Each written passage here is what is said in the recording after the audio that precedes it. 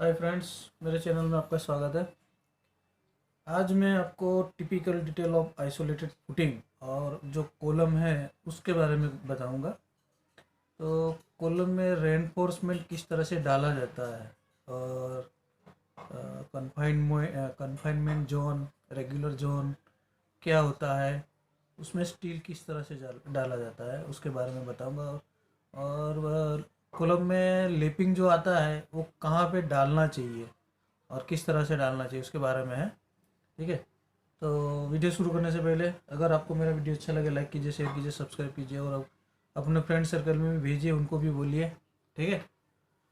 तो चलिए, तो ये देखिए, ये आपके सामने एक पुटिंग का आइसोलेटेड पुटिंग है, उसका प्लान दे के रखा है। मतलब प्लान शो हो रहा है, तो इसके अंदर देखिए क्या दिखा रहा है। पहले मैं आपको इसका डायमेंशन किस तरह से है। ठीक है। ये हमारा शॉर्टर स्पान है, इसकी जो साइज़ है ये कम है और ये लॉन्ग साइड है, ये लॉन्गर स्पान है। तो फुटिंग में हम जो स्टील बिठाते हैं तो शॉर्टर स्पान जो है वो हमेशा नीचे रहेगा, ये हमेशा ध्यान में रखिएगा। जो ये वाले साइड है, इस तरह से जो बार लगेंगे इसके अंदर, ये हॉरिजॉन्टल पैरेलल टू बी, देखिए पैरेलल टू बी। तो ये जो है, ये बार जो इस तरह से लगेंगे वो शॉर्टर स्पान में ये नीचे नीचे आएंगे। ठीक है। तो इसकी जो जाली रहेगी वो किस तरह से रहेगी, ये ऊपर दिखा के रखा है, मैं वो भी दिखाता हूँ आपको। तो देखिए, ये आप, हाँ दिख रहा है। तो इसके अंदर किस तरह से दे के रखा है, ये जो बार लगा हुआ है वो ऐसे यहाँ पे एल लगा हुआ है, दिख रहा है ना। तो इसका जो एल लगेगा वो मिनिमम 75 होना चाहिए। इस तरह से ये जो बार लगे हुए हैं उसी शेप में आ जाएंगे, ये इस तरह से, ऐसे और ऐसे। तो सी शेप में आएंगे और जो एल लगेगा वो 75 में लगेगा, तो ये बॉटम में लगेगी ये जाली। फिर ये जो ये वाला इस तरह से बिठा है स्टील, तो ये उसके ऊपर आएगा। ठीक है। तो ये लॉन्गर साइड हुआ, तो इसमें ये स्टील ऊपर आता है। ठीक है।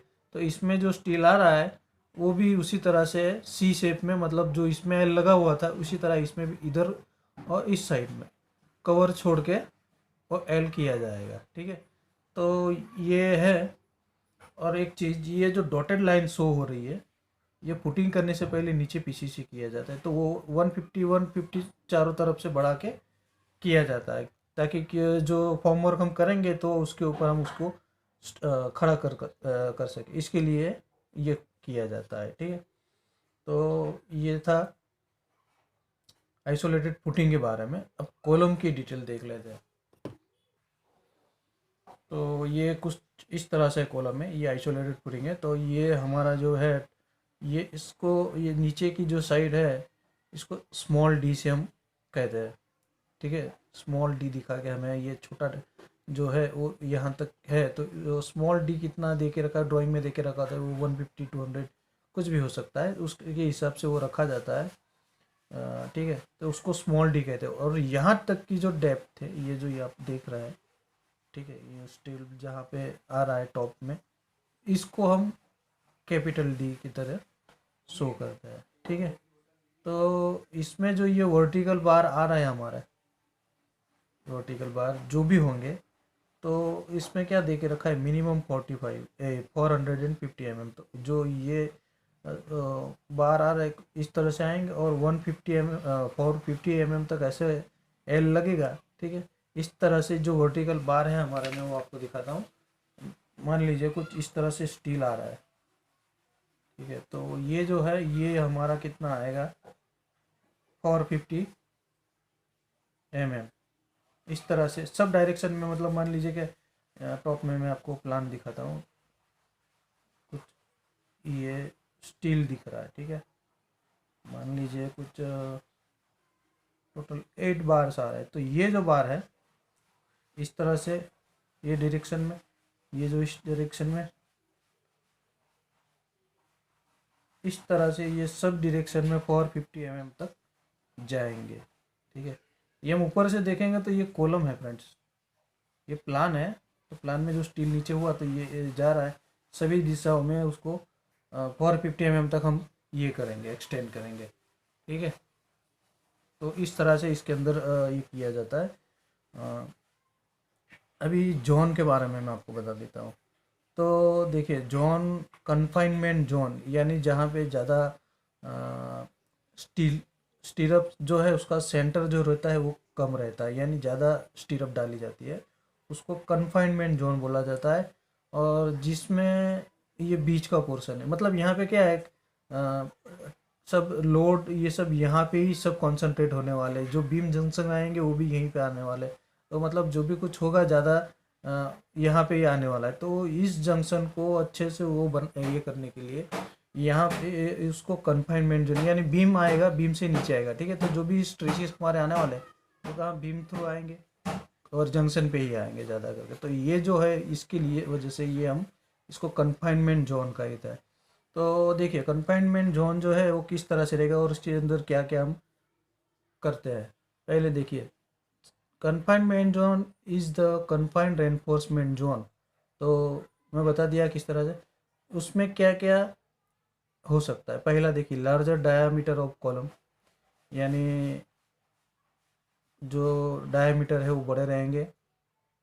फिर 450 mm, यानी जो ये जो हाइट है कन्फाइनमेंट जोन में, स्टील कितने डिस्टेंस पे हो सकता है, ठीक है, या h/6, इनमें से कोई भी बड़ा हो उसे हमें लेना पड़ेगा। तो मान लीजिए आपकी 10 फीट की हाइट है, तो h/6 करेंगे, जो भी हाइट मिलेगी वहाँ तक हम कन्फाइनमेंट जोन डालेंगे। ठीक है, जनरली h/6 ही किया जाता है, तो ये हमेशा याद रखिएगा। अगर ड्राइंग में नहीं भी बताया हो तो आप बेझिझक इस तरह से आप डाल सकते हैं। ठीक है, h/6 के डिस्टेंस पे। और ये जो यहाँ पे देख रहे हैं आप, ज़्यादा स्टीरअप्स दिख रहे हैं, मतलब ये जो लाइन है ये स्टीरअप्स है, ये ज़्यादा दिख रही होगा, और यहाँ पे कम दिख रही है, मतलब डिस्टेंस बढ़ गया है। तो ये जो पोर्शन है ये हमारा रेगुलर जोन कहलाता है। ठीक है, इस तरह से ये रेगुलर जोन है। फिर बाद में वापस कन्फाइंड जोन आ जाता है। ये जो है ये हमारा आप प्लिंथ लेवल यहाँ पे देखा, या ये स्लैब लेवल भी आप कह सकते हो। मान लीजिए कि यहाँ से स्लैब शुरू है तो ऊपर भी आएगा कुछ h/6 के डिस्टेंस पे, वहाँ पे हम डाल सकते हैं। तो ये h/6 हम कैसे गिनते हैं वो तो मैं बता, ठीक है, वो बीम से हम कंसिडर करते हैं। मतलब मान लीजिए ये स्लैब है तो स्लैब से हम h/6 यहाँ से उसको कंसिडर करेंगे, और इसके ऊपर जाएंगे तो फिर इसके अंदर चेंज होता है। तो यहाँ पे जो है वो हम h/4 के हिसाब से डालते हैं। तो कभी भी आप h/6 कंसिडर करोगे तो उसके अंदर बीम कंसिडर करना होगा, बीम से ही हम उसको काउंट करेंगे h/6। मतलब एक स्लैब की हाइट और दूसरे स्लैब की हाइट। ठीक है, तो जो दूसरा स्लैब की हाइट है वहाँ से हम h/6 जितना नीचे आएगा वहाँ पे कन्फाइनमेंट जोन कर देंगे। ठीक है, और नीचे भी उसी तरह से उसको हम डालेंगे। तो ये हुआ हमारा कन्फाइंड जोन और रेगुलर जोन। अभी इसमें लेप आता है, मतलब वर्टिकल बार जो हमारे आ रहा है, देखिए जो वर्टिकल बार हमारे ये दे के रखे हैं। ठीक है, तो यहाँ पे मान लीजिए ख़त्म हो गया, तो ये ख़त्म कहाँ पे ये कन्फाइनमेंट जोन है हमारा। फिर ये रेगुलर जोन चलोगे तो जो लेप आएगा हमारा, तो इस तरह से हम लोग डालते हैं। तो इसमें एक बात हमेशा याद रखना, ये जो यहाँ पे भी कट हुआ यहाँ पे भी कट हुआ तो एक ही जगह पे नहीं होना चाहिए। इसमें क्या करना पड़ेगा, आधे बार ये जो है कम से कम यहाँ तक तो आना ही चाहिए, मतलब इससे ज़्यादा होने चाहिए। ये मान लीजिए कुछ 2 फीट तक आया और कट हो गया, तो ये कम से कम 4 फीट तक जाना चाहिए। फिर उसके बाद में हम उसको ऊपर से लेपिंग कर देंगे, लेकिन दोनों एक जगह पे लेपिंग नहीं आना चाहिए, ये हमेशा ध्यान रखना पड़ता है। और लेपिंग हमेशा जो है बीच में ही लगेगा, ना कन्फाइनमेंट जोन में डाल सकते हैं। ठीक है, तो ये है। और देखिए मैं उसको दिखा देता हूँ आपको।